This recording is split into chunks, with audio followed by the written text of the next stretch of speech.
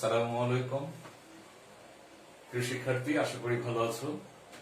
আমাদের এই করোনার সময়ে রায়েরবাজার উচ্চ বিদ্যালয় কর্তৃক আয়োজিত আমাদের অনলাইন স্কুল, এই ক্লাসে যদি তোমরা সক্রিয় অংশগ্রহণ করো এবং আমাদের সাথে থাকো, তাহলে আশা করি উপকৃত হবে এবং ঘরেই থাকবে, সুস্থ থাকবে। দেখো, আমরা শুরু করি। গত ক্লাসে আমরা করেছিলাম কি মনে আছে? আমরা গত ক্লাসে করেছিলাম গুণোত্তর ধারার বেশ কিছু সমস্যার সমাধান। আজকে আমরা সেই একই চ্যাপ্টারের আমরা বাকি কিছু সমস্যার সমাধান করব। চলো আমরা সরাসরি চলে যাই 11 নম্বর সমস্যাটিতে, নাম্বার 11।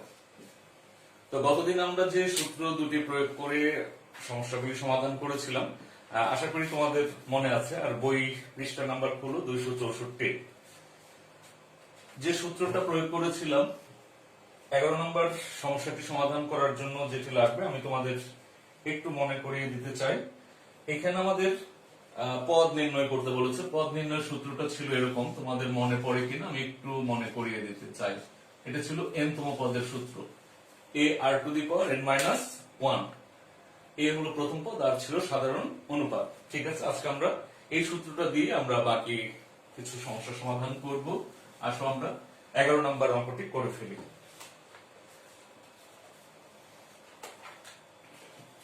দেখো, 3 + x + y + z + 243 243। 3 + x + y + z + 243। এখন প্রিয় শিক্ষার্থী, এখানে কি তোমরা দেখে বোঝো যেটা কিরকম ধারা? আসলে এখানে বোঝার কিছু নাই, এই জন্য এখানে বলে দিচ্ছে যেটা গুণোত্তর ধারাভুক্ত।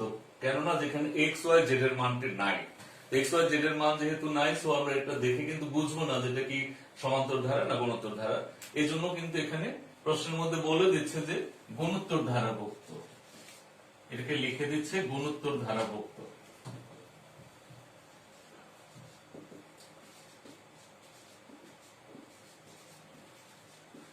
এটাকে বলে দিল যে গুণোত্তর ধারাভুক্ত। এটা কিন্তু তোমার সমস্যার মধ্যে বলা আছে যে গুণোত্তর ধারাভুক্ত। তাহলে সো এখানে আমরা বুঝে গেলাম যেটা গুণোত্তর ধারা একটা। এখানে আমাদের x y z এই চলক তিনটার আমরা মান বের করব। তো দেখো তো, আমাদের প্রথম পদটা কত? 3। ফার্স্ট পদটা হলো আমাদের 3।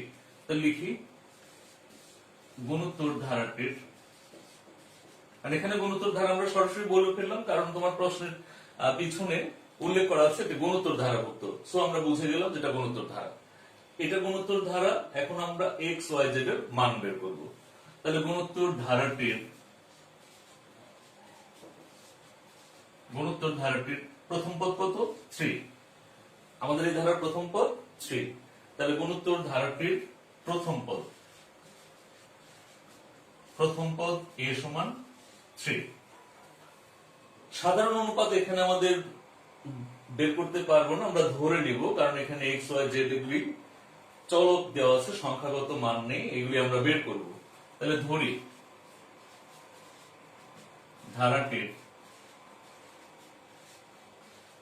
ধারাটির সাধারণ অনুপাত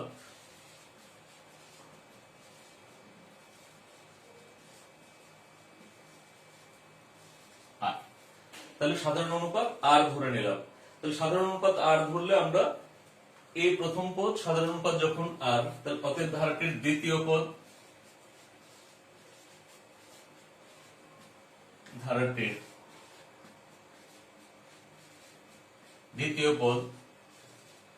ar⁻2 - 1, এটা হবে ar 2 থেকে 1 গেলে দ্বিতীয় পদ। n-তম পদ ছিল আমাদের, একটু আগে দেখালাম সূত্র, n-তম পদ ছিল ar⁻n-1। তাহলে দ্বিতীয় পদ ar⁻2 - 1 ar। এটা দ্বিতীয় পদ কেন লিখলাম? এখানে x এর মান বের করতে বলেছে, x টা হলো আমাদের দ্বিতীয় পদ। এরপর আমরা লিখবো তৃতীয় পদ। কেন? y হলো তৃতীয় অবস্থানে, তৃতীয় পদের মান বের করতে বলেছে। z হলো চতুর্থ পদ, তাহলে চতুর্থ পদ আমরা লিখবো। আমরা এখানে দ্বিতীয় পদ কেন লিখলাম? x এর মান আমরা বের করবো, ধারাটার x এর পজিশন হলো দ্বিতীয়। ঠিক একইভাবে ধারাটির তৃতীয় পদ তৃতীয় পদ ar to the power 3 minus 1 ar to the power 2। একইভাবে আমরা চতুর্থ পদ লিখব।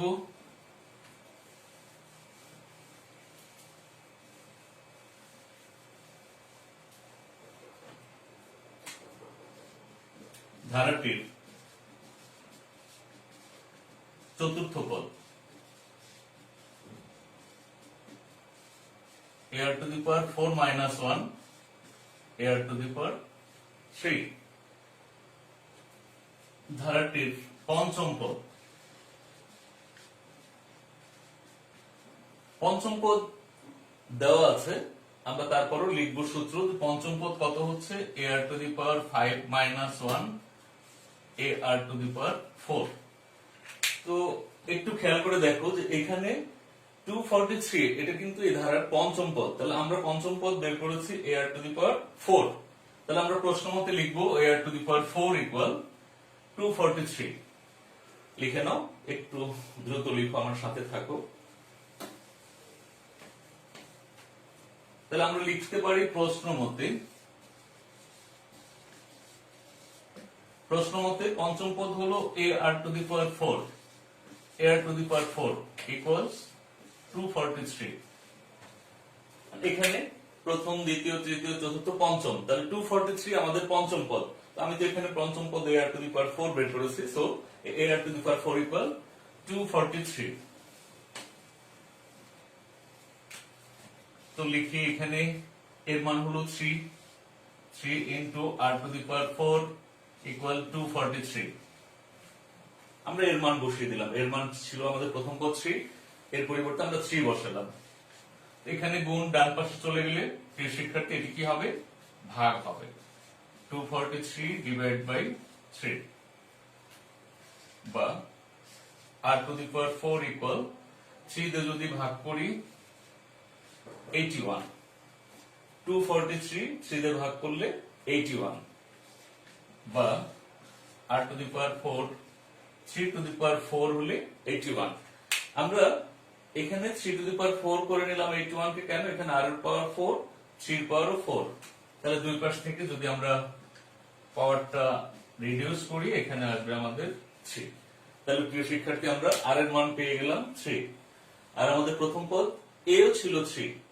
তাহলে প্রশ্ন ছিল x y z এর মান নির্ণয় করো। সো দেখো x কত এখানে? দ্বিতীয় পদ, তাহলে আমরা লিখি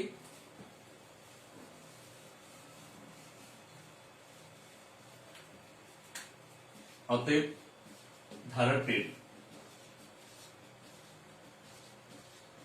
দ্বিতীয় পদ x সমান, দ্বিতীয় পদের সূত্র ছিল কত? ar, আমরা বের করেছি, উপরে লেখা ছিল। তার এর মান 3, আর এর মানও 3, তাহলে আমরা x এর মান পেয়ে গেলাম 9। একইভাবে y কততম পদ? প্রথম, দ্বিতীয়, তৃতীয়, তাহলে আমরা লিখি তৃতীয় পদ y ইকুয়ালস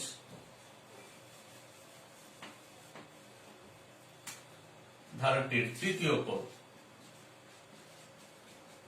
পদ ছিল ar to the power 2 ar square, এর মান 3 আর এর মান 3, তার উপর স্কয়ার 3 into 9 3 9 27। তাহলে আমরা পেয়ে গেলাম তৃতীয় পদ। এখানে আমরা একটু y লিখে দিই, যেহেতু y এর মান চাচ্ছে আমরা y টা লিখে দিলাম। তাহলে তৃতীয় পদ y ইকুয়ালস মান পেয়ে গেলাম এটা। এরপর z হলো কত? চতুর্থ পদ। তাহলে ধারাটির লেখা শেষ করো, একটু দ্রুত লেখো, আমার সাথে লেখো। তাহলে ধারাটির এরপর আমরা কি করব? চতুর্থ পদ।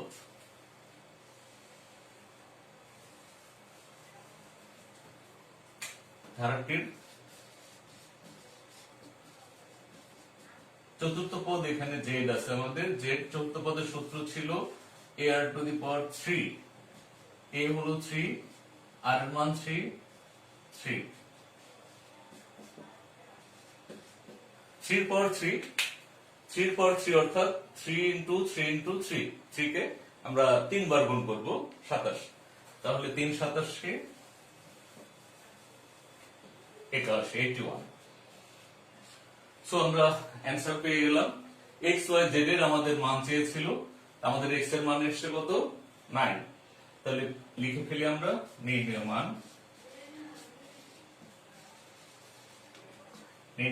আমরা মান তিনটায় পেয়ে গেছি। x equal 9, y 27, z 81। প্রিয় শিক্ষার্থী, একটু পুরো অঙ্কটা দেখে নাও, কোথাও সমস্যা হলে আমাকে জানাবে। আশা করি সমস্যাটি সমাধান করা বুঝেছো। আমরা এরপরে চলে যাই 16 নম্বর অঙ্কটিতে। 16 নম্বর অঙ্কটি একটু অন্য ধরনের সমষ্টির নির্ণয় সূত্র দিয়ে, গত ক্লাসে যা আমরা করেছিলাম। 16 2 4 8 16 ধারাটির n সংখ্যক পদের সমষ্টি 2 5 4 n এর মান নির্ণয় করো। তো নাম্বার 16 নম্বর অঙ্কটি আমরা করে ফেলি।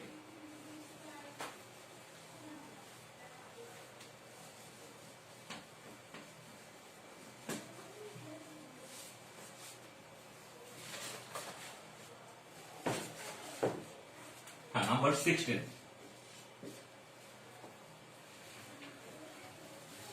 2 4 8 16 ধারাটির n সংখ্যক পদের সমষ্টি এখানে বলা আছে।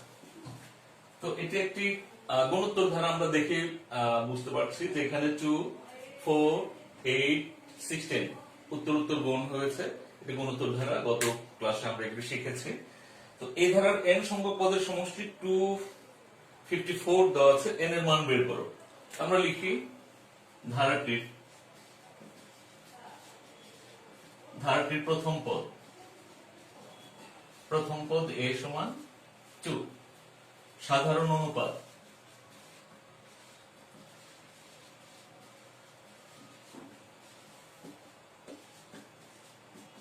4/2 সমান 2।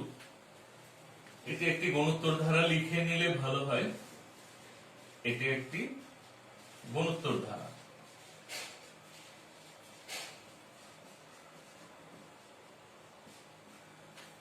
এটি একটি গুণোত্তর ধারা। তো এই ধারার n সংখ্যক পদের সমষ্টি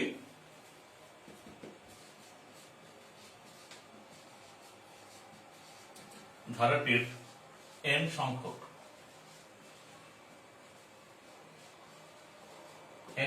পদের সমষ্টি। এখানে সমষ্টির সূত্রটি তোমাদের মনে আছে কিনা? a into r to the power n minus 1 divided by r minus 1। এখানে r to the power n minus 1 divided by r minus 1, এটি কেন? r এর মান 1 থেকে বড়।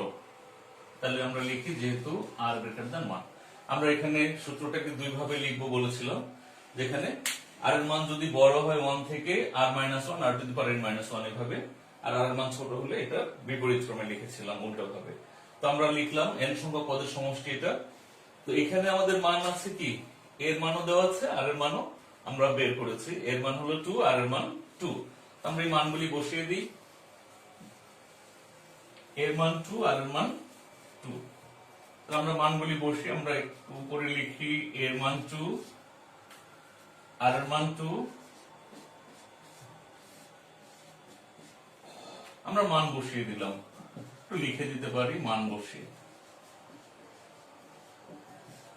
আমরা a এবং r এর মান বসিয়ে দিলাম, a এবং r এর মান বসিয়ে। তাহলে এখানে 2 minus 1 1, আর এখানে থাকে 2 into 2 to the power n minus 1। প্রিয় শিক্ষার্থী, আশা করি এই পর্যন্ত বুঝতে পেরেছো। তো প্রশ্ন মতে এই সমষ্টির মান, আমরা যে n সংখ্যক পদের সমষ্টি বের করলাম, এই মানটি দেওয়া আছে আমাদের কত? এই মানটি আমাদের বই বলছে এটা হলো 254। তাহলে আমরা লিখতে পারি প্রশ্ন মতে এটা সমান 254।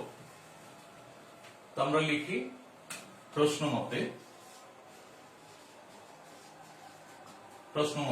2 into 2 to the power n minus 1, এটা 254। এটা আমাদের বই দেওয়া আছে, প্রশ্নের মধ্যে দেওয়া আছে যে n সংখ্যক পদের সমষ্টি 254। আমরা লিখলাম এটা 254। এখান থেকে আমরা n এর মান নির্ণয় করব। এই হলো আমাদের সমস্যা। তো আমরা চলো উপরে লিখি, এখানে 2 যদি ডান পাশে চলে যায় তাহলে 2 to the power n minus 1 equals হবে 254 ডিভাইড বাই 2। এখানে 2 গুণ ছিল, ডান পাশে গেলে ভাগ হবে। ওকে প্রিয় শিক্ষার্থী, দেখো 2 to the power n minus 1 এটাকে ভাগ করলে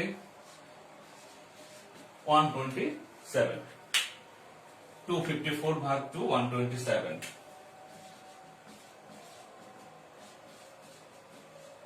এই 1টাকে আমরা ডান পাশে দিলাম, প্লাস হয়ে গেল।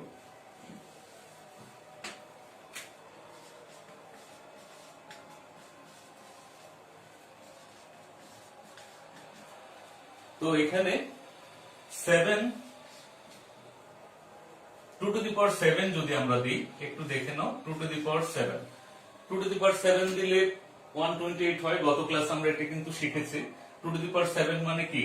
2 ইনটু 2 ইনটু, আমরা একটু দেখে নিই, 2 into 2 into 2 2 into 2। 2 to the power 7 মানে এটা হলো কয়বার গুণ? আমাদের 7 বার গুণ। তো আমরা একটু দেখে নিই, 1 2 3 4 5 6 7। তাহলে 2 কে 7 বার গুণ করলে 4 8 16 32 64, 64 কে 2 দিয়ে গুণ করলে 128। তাহলে 2 টু দি পাওয়ার 7 মানে 128। ওকে, তাহলে আমরা এখান থেকে পেয়ে গেলাম বেস 2 দুই পাশ থেকেই বাদ দিয়ে দিলে n সমান 7। প্রশ্ন ছিল n এর মান নির্ণয় করো। তো প্রিয় শিক্ষার্থী, আমরা n এর মান পেয়ে গেলাম। তাহলে নির্ণয় মান কত? 7। আমরা লিখে ফেলি, অতএব নির্ণয় মান n সমান 7। অ্যান্সার 7। আশা করি বুঝতে পেরেছো প্রিয় শিক্ষার্থী যে আমরা আজকে নতুন কিছু করি নাই, গত দিনের সূত্রগুলি প্রয়োগ করে আমরা করলাম। আশা করি দুটো সমস্যা সমাধান বুঝতে পেরেছো। আমরা গতদিন যে দুইটা সূত্র শিখেছি, এছাড়া এখানে আরো 3টি সূত্র আছে যেগুলি প্রয়োগ করে আমরা আজকে আরো কিছু সমস্যার সমাধান করব। আসো দেখিনি আমাদের আরো কিছু সূত্র। গতদিন আমরা দুটো সূত্র শিখেছিলাম, আজকে আরো 3টা সূত্র আমরা লিখি। 1 প্লাস 2 প্লাস 3, এখানে n into n plus 1 by 2।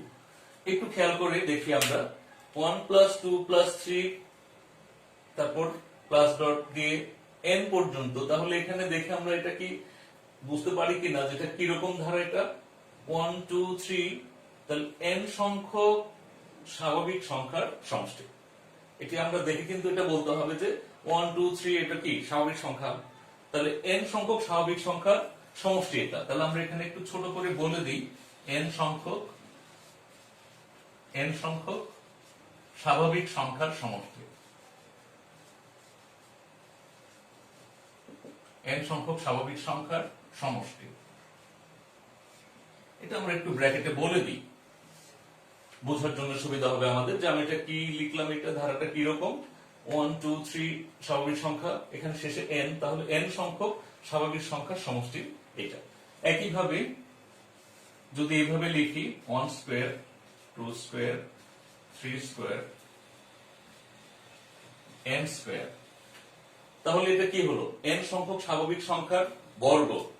আমরা এটা যদি n সংখ্যক স্বাভাবিক সংখ্যা বলি, এটাকে n সংখ্যক স্বাভাবিক সংখ্যার বর্গের সমষ্টি। এটা হলো n into n plus 1 2n plus 1 divide by 6।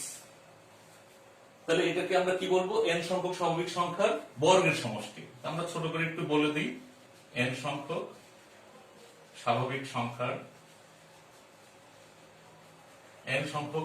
সংখ্যার বর্গের সমষ্টি।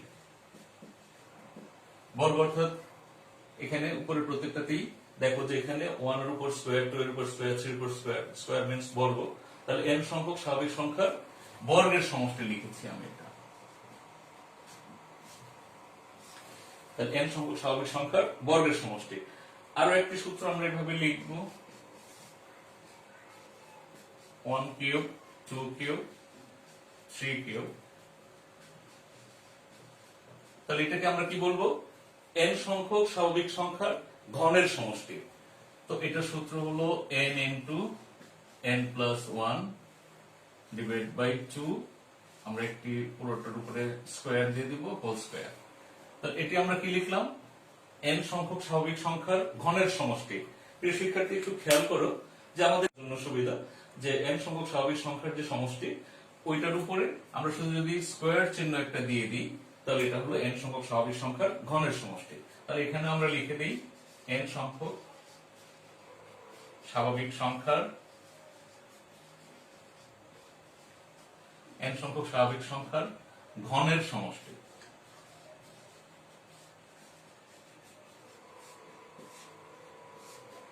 n সংখ্যক স্বাভাবিক সংখ্যার ঘনের সমষ্টি। তাহলে আমরা এই তিনটা সূত্র দিয়ে আরো কিছু সমস্যার সমাধান আমরা করব। তো দেখো প্রিয় শিক্ষার্থী, আমরা চলে যাই, একটু লিখে নাও, দেখো, বুঝো, কোথাও সমস্যা হলে অবশ্যই আমাকে জানাবে, শেয়ার করবে। তো আমরা একইভাবে আমরা 18 নম্বর অঙ্কটি আমরা করি। আমরা অঙ্কটি দেখি, n সংখ্যক স্বাভাবিক সংখ্যার ঘনের সমষ্টি 441 দেওয়া আছে। আমরা n সংখ্যক স্বাভাবিক সংখ্যার ঘনের সমষ্টি নাম্বার 81। তো n সংখ্যক স্বাভাবিক সংখ্যার ঘনের সমষ্টি, তার মানে আমাদের কি 3 নম্বর সূত্র, n সংখ্যক স্বাভাবিক সংখ্যার ঘনের সমষ্টির সূত্র হলো এটা। তাহলে আমরা লিখে ফেলি, আমরা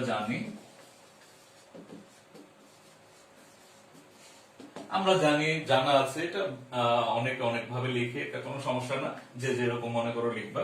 তাহলে আমরা জানি n সংখ্যক স্বাভাবিক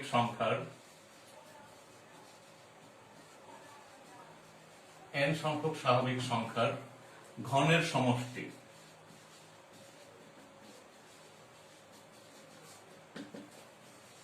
n into n plus 1 by 2 whole square। দেখো প্রিয় শিক্ষার্থী, আমরা 3 নম্বর সূত্রটি লিখে ফেললাম, কারণ এখানে আমাদের প্রশ্নের মধ্যে বলা আছে n সংখ্যক স্বাভাবিক সংখ্যার ঘনের সমষ্টি 441। তাহলে আমরা লিখে ফেলি প্রশ্ন মতে এটা ইকুয়াল 441। তাহলে আমরা লিখি প্রশ্ন মতে n into n plus 1 by 2 whole square equal 441। এটা আমাদের প্রশ্নের মধ্যেই দেওয়া আছে। একটু বড় করে দিই, ভালো করে লিখো। তাহলে n into n plus 1 এটা হলো n সংখ্যক স্বাভাবিক সংখ্যার ঘনের সমষ্টি, আমরা সূত্রতে লিখলাম। এটি ইকুয়ালস, প্রশ্নের মধ্যে বলা আছে 441। তাহলে এখান থেকে আমাদের প্রবলেম হলো n এর মান আমরা নির্ণয় করব। ওকে, দেখো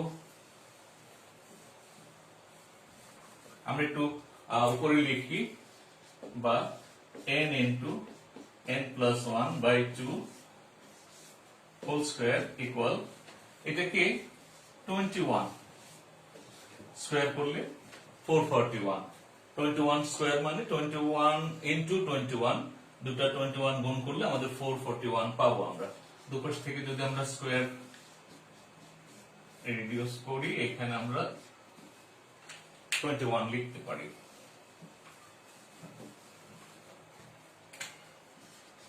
এখানে উপরে গুণ করে দিলে n স্কয়ার প্লাস n, এরপরে এটাকে 2 দিয়ে ডান পাশে গুণ করলে 42, 2 দিয়ে গুণ করলে 2, 2 দিয়ে গুণ 4।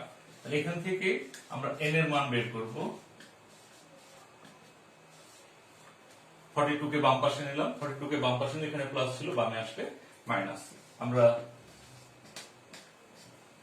এই 42 এর উৎপাদক 6 7 42, এটা নিয়ে আমরা মিডল টার্ম করব, কারণ এখানে প্লাস n আছে। তাহলে 7n minus 6n minus 42 equal দেখো 42 এর অনেকগুলো উৎপাদক আছে, 42 into 42, 3 14 42, 21 2 42, কিন্তু আমরা একটি মাত্র উৎপাদক যেটা নিয়ে মিডল টার্ম করব 6 7 42। কেন? এখানে প্লাস একটা 1 n আছে, এখানে 7n থেকে 6n বাদ দিলে আমাদের একটা n থাকে, আমরা এই জন্য এই উৎপাদকটি নিলাম। প্রিয় শিক্ষার্থী লিখে ফেলো, আমরা টু বোর্ড উপরে যাব, উপরে লিখব।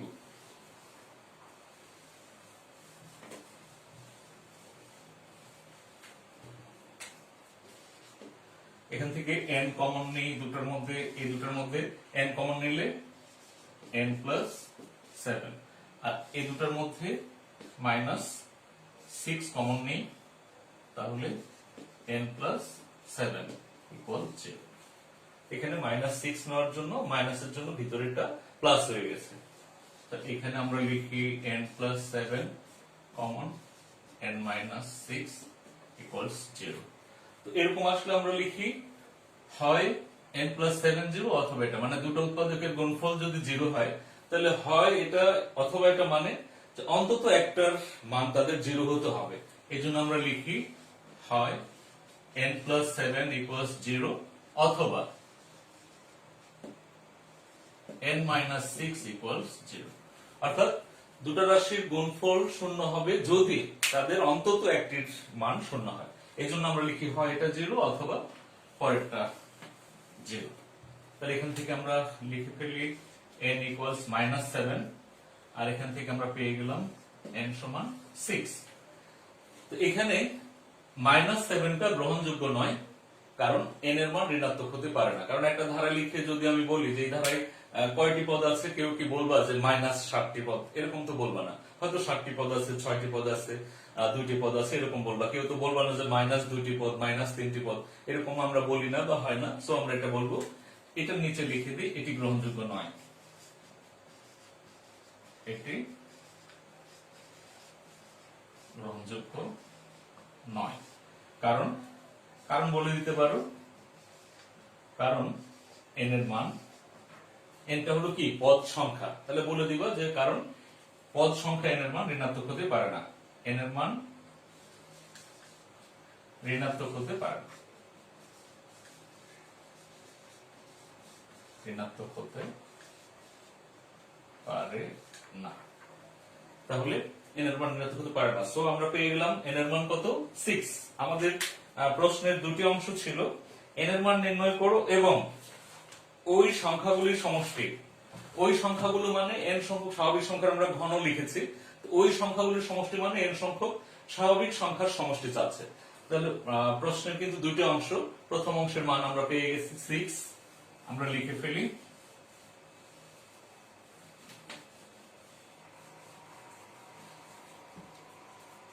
অতএব নির্ণেয় মান n সমান 6। এইগুলো এক অংশ। পরের অংশ বলছে যে ওই সংখ্যাগুলির সমষ্টি, ওই সংখ্যাগুলি মানে n সংখ্যক স্বাভাবিক সংখ্যার সমষ্টি।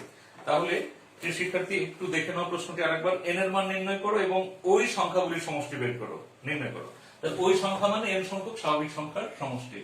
অতএব n সংখ্যক স্বাভাবিক সংখ্যার সমষ্টি, n সংখ্যক স্বাভাবিক সংখ্যার সমষ্টি n into n plus 1 divided by 2। আমরা এখানে n এর মানটি বসিয়ে দিই। n এর মান হলো আমাদের 6 plus 1 divided by 2। এখানে বলে দাও মান বসিয়ে, 6 2 দিয়ে 6 কে কাটাকাটি করলে বা ভাগ করলে 3 into 6 রাখে 7 7 3 7 21। তা প্রিয় শিক্ষার্থী, আমাদের কাঙ্ক্ষিত মান আমরা পেয়ে গেছি যে ওই সংখ্যাগুলির সমষ্টি মানে n সংখ্যক স্বাভাবিক সংখ্যার সমষ্টি। সূত্রটা কিন্তু ওই যে আজকের যেটা 1 নম্বর সূত্র লিখলাম, n into n plus 1 by 2।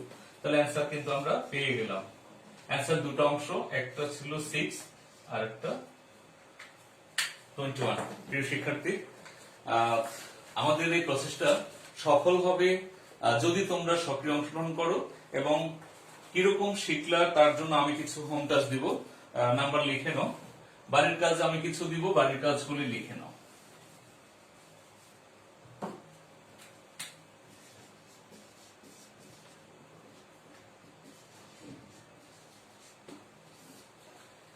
বাড়ির কাজগুলি লিখে নাও। আমরা যে অঙ্কগুলি করলাম, আশা করি এগুলি যদি বুঝে থাকো তাহলে এই অঙ্কগুলি করে আনবা বা করে রাখবা। আমরা যখন আল্লাহর ইচ্ছায় করোনা পরিস্থিতি স্বাভাবিক হবে, থাকবে না দেশে, আশা করি, আমরা দোয়া করি।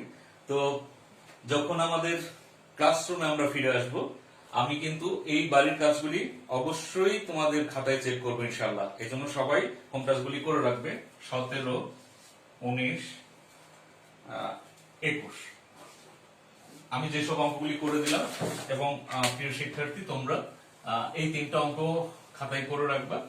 আশা করি তোমাদের অনেক সহযোগিতা হবে এই অঙ্কগুলি, এবং আমরা সবাই আশা করি, দোয়া করি যে আমরা অতি সত্বর শ্রেণীকক্ষে ফিরে আসবো ইনশাল্লাহ, এবং দেখা হবে আবার পরবর্তী ক্লাসে কোনো একটি অধ্যায়ের অঙ্ক নিয়ে। সে পর্যন্ত ভালো থাকো, সুস্থ থাকো, সবাই নিরাপদে থাকো, বাড়িতে থাকো। আল্লাহ হাফেজ।